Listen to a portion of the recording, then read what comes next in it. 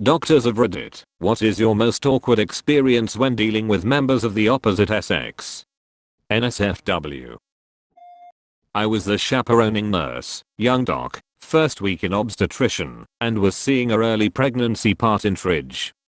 Docs usually say, I'm going to put my hand on your vagina now, or you will feel the speculum on your lips/labia. He was rattled, and so nervous he conflagrated them as, I'm going to put my lips on your vagina now. The patient and I roared with laughter for a second, before we controlled ourselves. He shakily kept his dignity, and kept right on going like nothing happened. He never referred to it again for the 4 years he was there.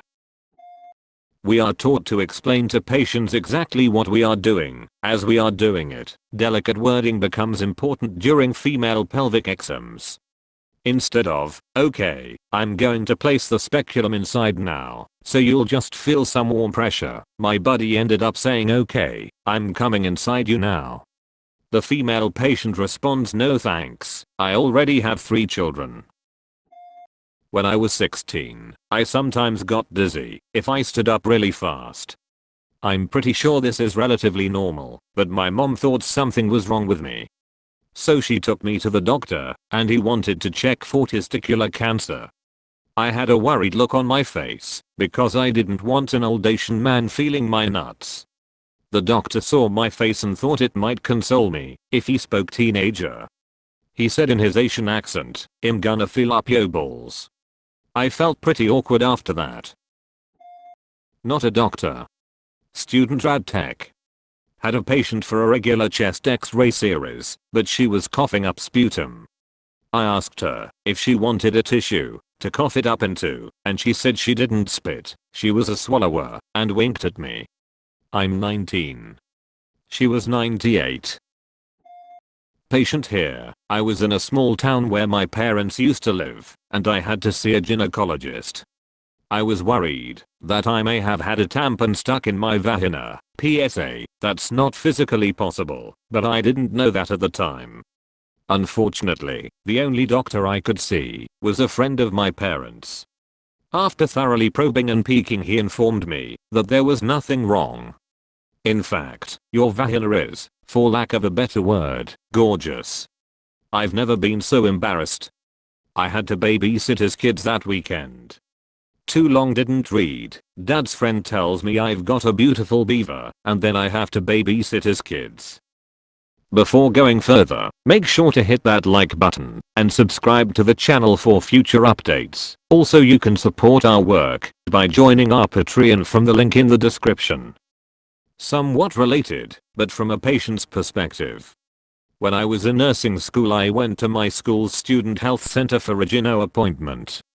The doctor asked me if it was alright if a medical student was present. I said that was fine. She then specifies the student was male and asks me if that was still okay. I wasn't totally comfortable with that, but as a nursing student I knew how much it sucks when a patient refuses you, so I said yes. Lo and behold, it was an incredibly attractive med student from my school, who I bumped into all the time, and he saw the inside of my vagina. I never could look him in the eye after that. Not me, but a fellow classmate in medical school. We have mock exams, and various people will sign up to be patients. They get paid a decent amount. So he went in the mock exam room and started the basic history and physical on the fairly attractive female. Did this and that pretty standard stuff, grabbed and a tongue depressor, and had her open her mouth. Then, nothing, he did it again, and said with bewilderment, that is weird, you do not have a gag reflex. She smiled and gave him a coy wink. He about lost it and couldn't finish. He walks out and finds the preceptor who monitors the exam about rolling on the floor laughing.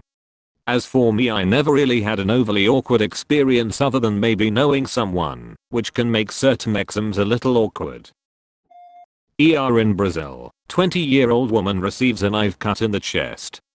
Slides both of them across. Superficial injury, but it needed stitches.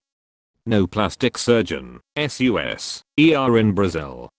Started the procedure. You like them, don't you?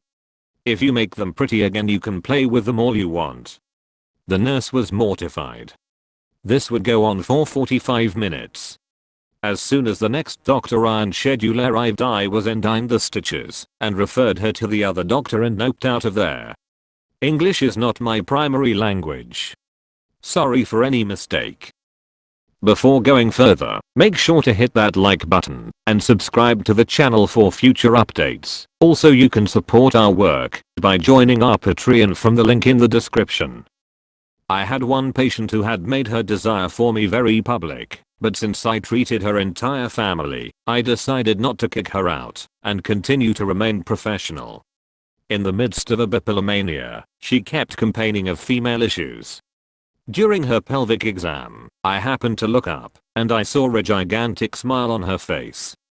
After the exam, in the hallway in front of a few residents, she said, "If you weren't my doctor, I'd duck your brains out." Perhaps I should have mentioned this earlier, but she was the only woman I've ever met who is a 0 out of 10. She's the only patient who made me question my heterosexuality. Doctor here recently walked in on a new mother in a sitz bath with 2 breast pumps gulping away at her, all the while her husband grins from ear to ear as I worked her up for a pubic bone injury. The newborn could sense my embarrassment. General Surgeon 31/F. For context, I work for a county hospital taking care of very salt of the earth patients. These are my people, as I was also born with a plastic spork in my mouth. Talking one morning to a young man who was about to get his inguinal hernia fixed, and his only question to me was, "When can I have sex again?" The only person with him was his girlfriend, who was smoking hot, so I broke him the bad news: "You're gonna wake up feeling like a horse kicked you right square in the junk. So, go ahead and do what you want when you feel like you want to, but it's not gonna be today." We get him to the OR, put him under general anesthesia, and then a very new, very young, very pretty female nurse starts to prep him. To those unfamiliar, this involves vigorously scrubbing down the groin, including the anus and scrotum, with what amounts to a sponge on a hollow stick that dispenses a compound that decontaminates the skin somewhat. As soon as she starts scrubbing, the patient pops a raging boner. He's completely under and paralyzed, mind you. But the more she cleans, the bigger it gets, and yeah, this kid's a shower, I tell ya what. Poor thing, her face just gets redder and redder, and it gets bigger and bigger, and everyone's giving her shit the whole time. I finally stop her, because I'm afraid any second he's gonna break scrub and contaminate my field. We do our best to drape around old Ron Jeremy, it was hard. My poor, married with kids and straight as far as I know, male resident had to keep batting the damn thing out of our field during the whole case. Afterwards, I made sure to reiterate to the hot girlfriend that he probably wouldn't feel like having sex in the near future. She asked me point blank if it was okay if she blew him, and I told her to go nuts. He asked me the same question when he woke up from anesthesia, and when I gave him the same answer, he gave me a knuckle bump in reply. I love county folk, D.